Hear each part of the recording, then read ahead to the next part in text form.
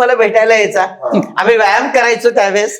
योगायोगाने अंजू सुद्धा तिकडे यायची. ह्याचं लक्ष अंजूकडे गेलं.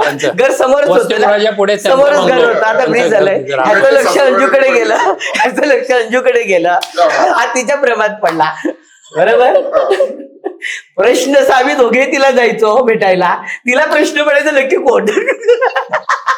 मग शेवटी मी एक दिवशी सांगितलं, गणेश तुझ्यासाठी म्हटलं, गणेश तुझ्या प्रेमात आहे, काय माझं पहिलं प्रपोज लेटर जे होतं ना, तर ते रेल्वे ट्रॅक मधून चालत जायचे ना. आम्ही तसं जायचो, पळत पळत जायचो पुढे. तर आता माझी चिठ्ठी मिस कसा देणार.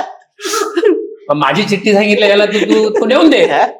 प्रपोज लेटर होतं ना चिठ्ठी. त्यावेळेस कुठे काय, त्यावेळेस काय फोन नव्हतं, मस्तपैकी चिठ्ठी द्यायची आणि प्रपोज की मला तू आवडतेस वगैरे, आणि नाव आणि मी काय शिकवत होतं त्याच्यात टाकलं, याला दिले. तिला वाटले की हाच चिठ्ठी देतो म्हणजे हाच माझ्यावर प्रेम करते कदाचित. म्हणजे असं ते कन्फ्युजन होतं. मग त्याने आम्ही ते सगळं क्लिअर झालं की नाही, त्याने सांगितलंय की हे असं आहे.